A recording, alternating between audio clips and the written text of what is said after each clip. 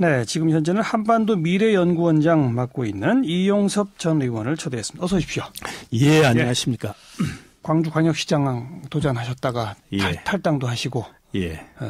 한반도 미래연구원은 뭡니까? 예, 저는 이제 돈으로 안 되는 일이 많은 사회가 공정한 사회이고 그리고 권력으로 안 되는 일이 많은 나라가 정의로운 나라라고 생각을 합니다. 우리 한반도 미래연구원은 이런 공정한 사회, 정의로운 세상을 만들어보고 싶어서 만든 연구단체고요. 그러다 보니까 이런 나라를 만들기 위한 정책 수단이라고 할 수 있는 예산이랄지 세금이랄지 복지, 경제민주화 이런 분야를 집중적으로 연구하고 있는 그런 연구단체입니다. 지난 지방선거 직후에 만드셨습니까? 그렇습니다. 예. 최근에 만들었죠. 새정치민주연합의 복당은 안 하세요?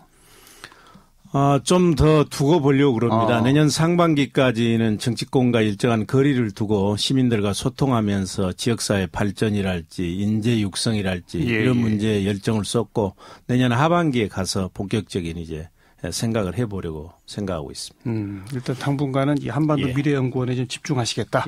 네. 자, 제가 앞에 시작한 것처럼 세금 이야기, 그다음 지금 현재 경제정책의 방향 이 두 가지를 좀 여쭤보고 싶어서 모셨는데 먼저 경제정책 방향부터 짚어보죠. 최경환 팀 지금 이제 4개월 잘 가고 있습니까?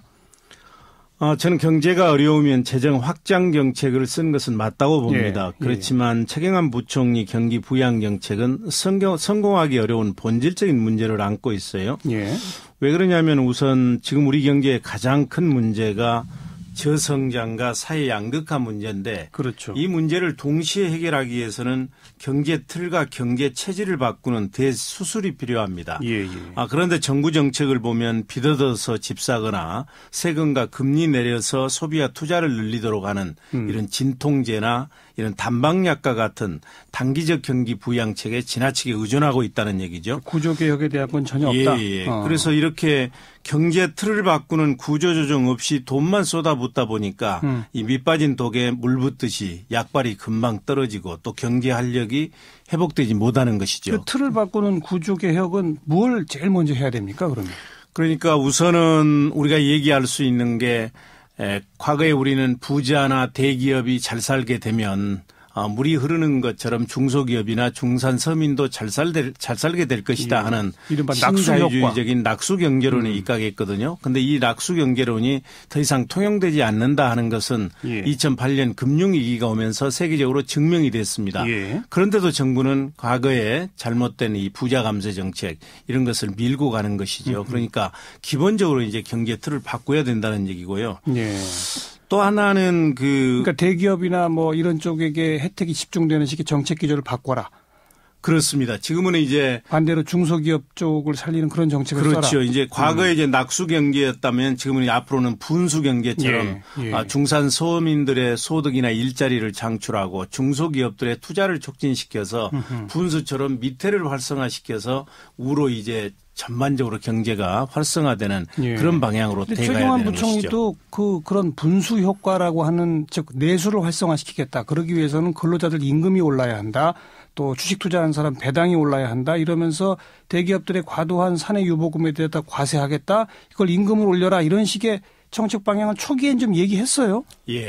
근데 그러려면은 우선 가장 먼저 해야 될 것이 제가 볼 때는 부자 감세 정책을 철회하는 것입니다. 왜 그러냐면 부자 감세 정책은 고소득자나 대기업의 세금을 깎아주면 소득이 늘어나기 때문에 소비나 투자가 늘어날 것 아니겠느냐. 여기서 출발하는 거 아니겠습니까? 그렇지만 잘 아시는 것처럼 부자들은 지금도 소득이 많고 대기업들도 지금 쌓아둔 돈이 엄청나게 많습니다. 그렇기 때문에 추가적으로 세금을 깎아준다고 해서 소비나 투자가 늘어나는 것이 아니다는 얘기죠. 그렇기 때문에 정부가 적정한 세금을 고소득자나 대기업이나 고액재산가로부터 걷어서 이것을 직접 이제 중소기업이나 중산 서민을 위해서 쓰게 되면 중산 서민은 소득이 없기 때문에 이러한 이제 그 지출이 늘어나면 바로 소비로 연결되고 그 소비하는 물품이 대부분 생필품이기 때문에 중소기업들의 투자가 바로 늘어난다는 얘기죠. 옛날처럼 이제 대기업 들의 수출이나 성장률이 올라가게 되면 고용이 늘어났을 때는 그 아까 얘기했던 낙수 경제론의 효과가 있었습니다. 되죠. 예. 그렇지만 지금은 이제 고용 없는 성장이 이루어지고 있지 않습니까? 네. 지난 10년 동안의 일자리 창출 효과를 보면 대기업들의 경우에는 오히려 일자리가 한 50만 개가 감소됐고 해외 가서 다 생산하고 그러니까. 해외 가서 생산하고 네. 지금은 자동화되고 그렇죠. 전산화되면서 예. 일자리가 줄어들고 있는 것이죠. 네. 그리고 이제 중소기업들의 일자리가 한 350만 개 정도 늘었어요. 그리고 제조업은 아까 말씀드린 그런 이유 때문에 일자리에 이제 팽창 여력이 크지 않습니다. 그래서 서비스업과 같은 내수 활성화 쪽에도 초점을 맞춰야 될 것입니다. 결국 이 문제도 그러니까 법인세, 소득세 지금 감세돼 두고 있던 걸 다시 환원한다든지 아니면은 예. 최고 구간 같은 걸 신설해서 더 증세한다든지. 저는 법인세를 지금 일부에서는 최고세율이 22% 아닙니까? 이걸 25%로 3%포인트 올리자 이런 얘기가 있습니다만 예. 저는 그렇게 찬성하지 않습니다. 왜 그러냐면 물론 이제 세율을 내릴 때도 신중해야 되지만 지금은 조세도 국가 간의 경쟁 체제가 유지되고 있거든요. 그래서 세율을 올릴 때에도 매우 신중해야 된다고 예. 그렇게 생각을 하고요. 예. 특히 법인세의 경우에는 이명박 정부가 들어서기 전에 법인세 최고세율이 25%였습니다. 그렇죠. 예. 이거를 이제 이명박 정부 들어와서 22%로 3%포인트를 내렸지 않습니까? 근데 이건 또 그래도 이해가 될 수가 있는데 당시에 이제 그 25%가 적용되는 가세 구간이 과세 표준이 1억 원을 초과하면 25%를 예. 적용을 했습니다. 예. 지금은 22%가 적용되는 가세 구간이 200억 원 초과될 때 맞아요. 적용되는 것이죠. 예, 예. 그러니까 가세 표준이 1억 원에서 200억 원으로 200배가 늘어났죠. 늘어나고 세율은 3%포인트가 떨어진 것이죠. 네. 그래서 제가 먼저 제안하고 싶은 것은 세율 올리는데 어려움이 있단다면 우선 이 200억 원 기준을 2억이나 5억 정도 내리게 되면 예, 예. 최고 세율은 올라가지 않으면서 예. 상당한 상당한 금액의 세수가 들어오게 될 것입니다. 네, 그러면 네. 조세 국제 경쟁력도 유지되면서 사회 양극화도 해소할 수 있고 필요한 재정 수입도 조달할 수 있다는 얘기죠. 일부에서는 그 200억이 오히려 너무 낮다. 지금 200억 버는 기업하고 몇 조씩 버는 기업하고 똑같은 세율을 적용하는 게 과연 맞느냐.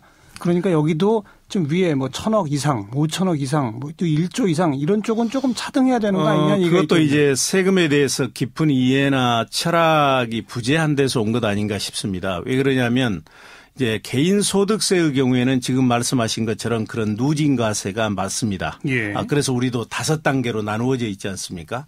과거에는 이제 법인세도 그렇게 한 적이 있습니다만 지금은 법인세는 어차피 이 소득이 배당되면 예. 개별 개인 단계에서 소득세가 가세되기 때문에 법인의 경우에는 한 단계 세율로 가거나 두 단계 세율로 가는 게 대체적인 경향입니다. 그래요? 그렇기 때문에 법인 소득을 개별 소득세처럼 다단계 누진율로 과세하는 것은 그렇게 바람직스럽지 않고요.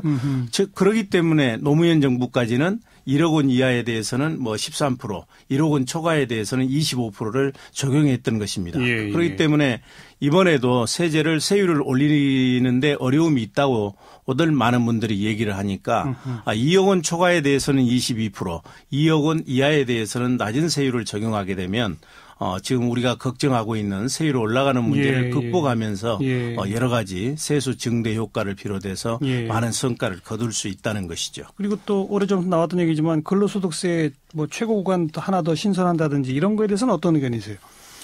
지금 근로소득세는 이제 기본적으로 근로소득세 얘기를 합니다만 이거는 이제 소득세에 관한 얘기거든요. 소득세가 근로소득세도 있고 종합소득세도 있고 그렇게 되는데 원래는 노무현 정부 때까지는 최고 세율이 35%였어요. 이걸 이제 이명박 정부에 들어와서 내리려고 했던 것을 이제 저 같은 사람을 비롯해서 야당 그리고 시민단체 이런 쪽에서 소득세의 근본적인 기능이 이제 소득 재분배 효과도 노리면서 세수도 걷자는 거 아니겠습니까? 그렇죠, 그렇죠. 못 내리게 해서 오히려 최고 세율을 38%로 올렸죠.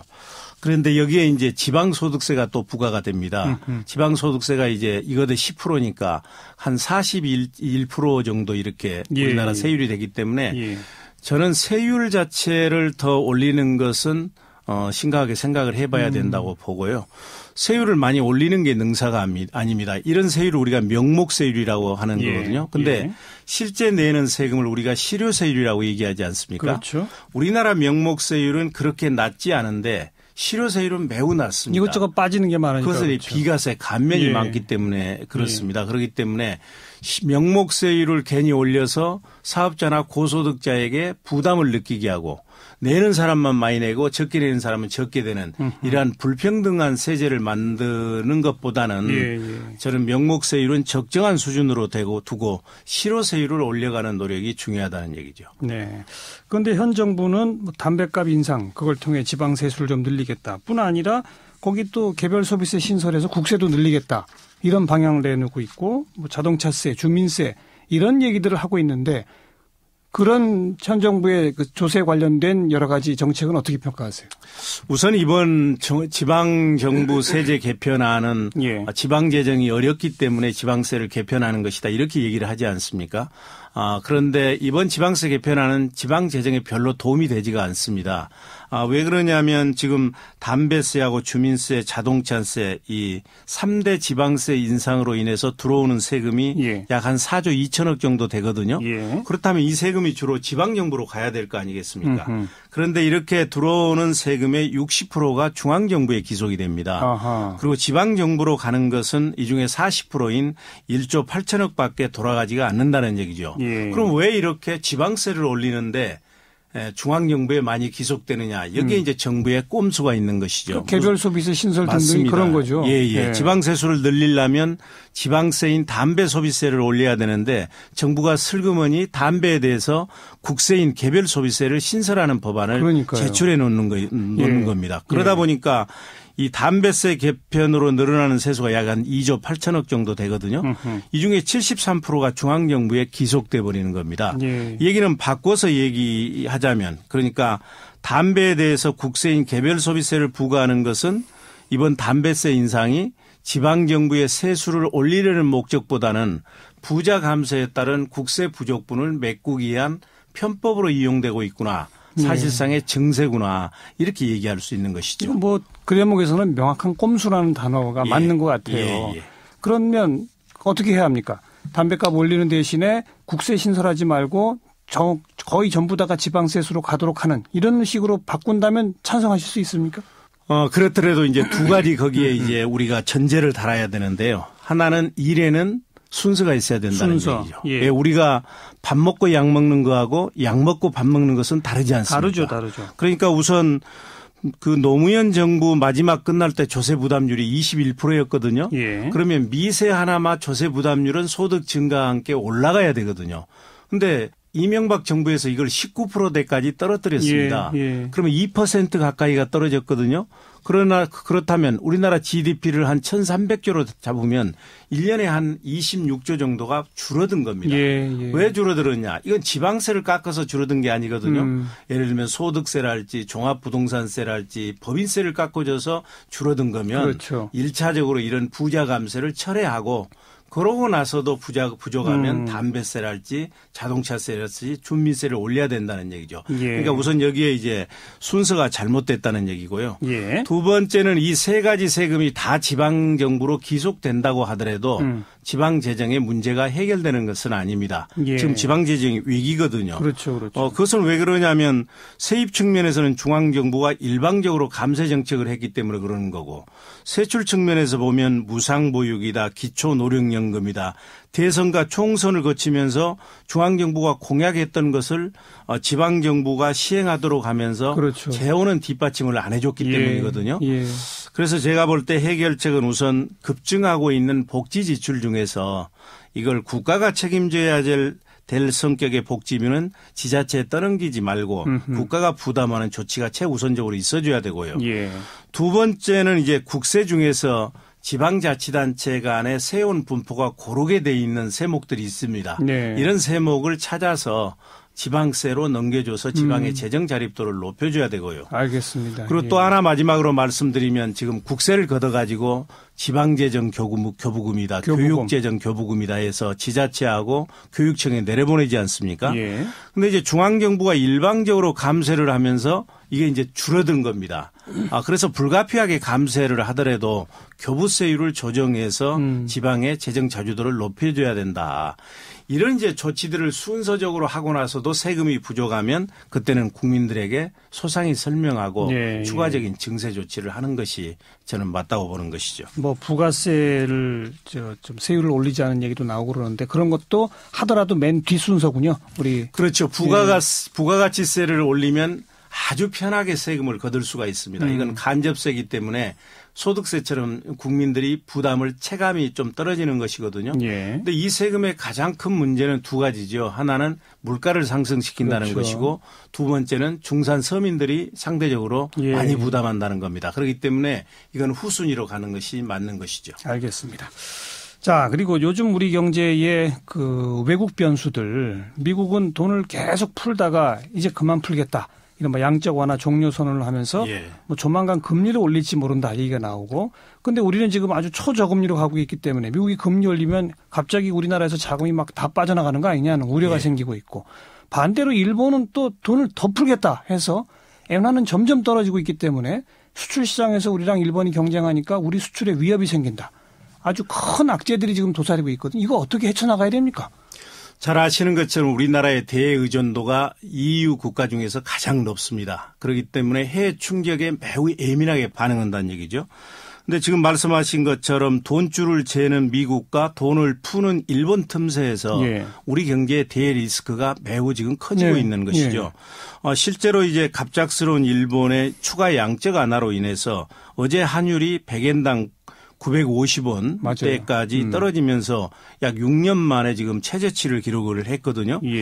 이렇게 일본이 이제 돈을 풀면서 엔화 가치의 약세가 지속되면 일본과 경쟁 관계에 있는 우리 기업들의 수출에 이제 악재로 작용하지 않겠습니까?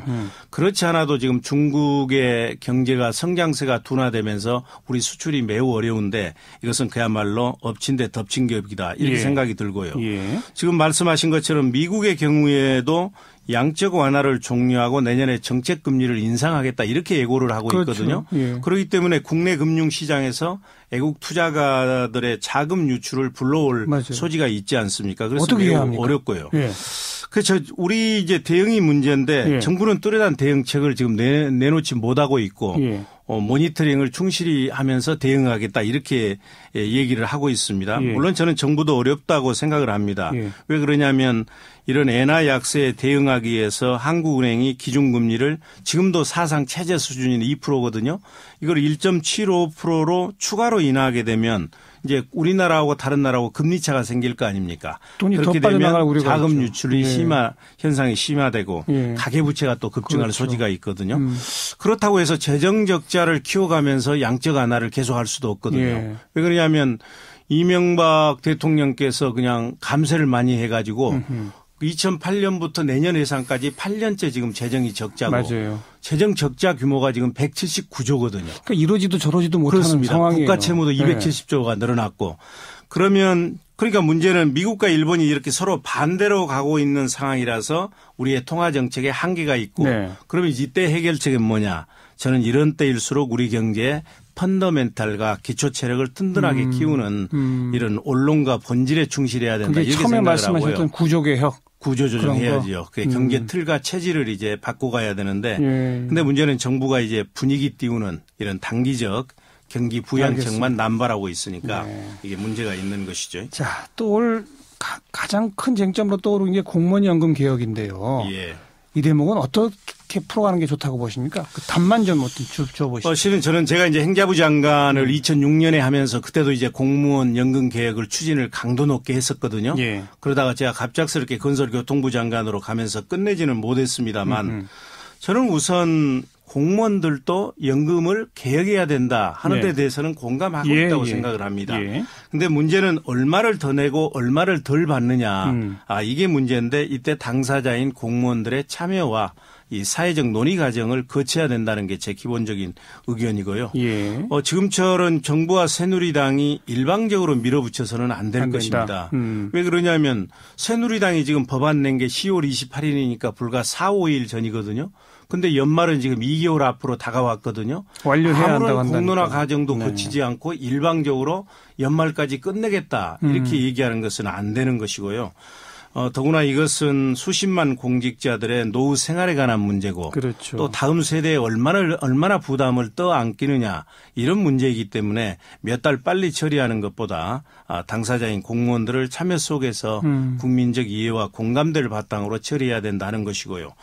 야당도 저는 연말 처리를 무조건 반대만 할 게 아니라 하루빨리 대안을 제시해야 됩니다. 그렇죠. 그래가지고 이 대안을 제시해서 사회적 논의가 이루어질 수 있는 여건을 야당이라도 만들어줘야 되거든요. 네. 예. 야당은 빨리 적극적으로 논의에 참여해라. 예. 대신에 공무원들과 당사자들과 함께 논의할 수 있도록 해서 조금은 시간 여유를 갖고 추진하자. 그렇습니다. 여기까지가 답이라고. 뭐 더욱더 많은 말씀 듣고 싶습니다만 오늘 시간이 여기까지밖에 없어서 여기까지 말씀 듣도록 하겠습니다. 네, 현재 한반도 미래연구원장 맡고 계신 이용섭 전 의원 오늘 나와주셔서 감사합니다. 고맙습니다. 예, 감사합니다.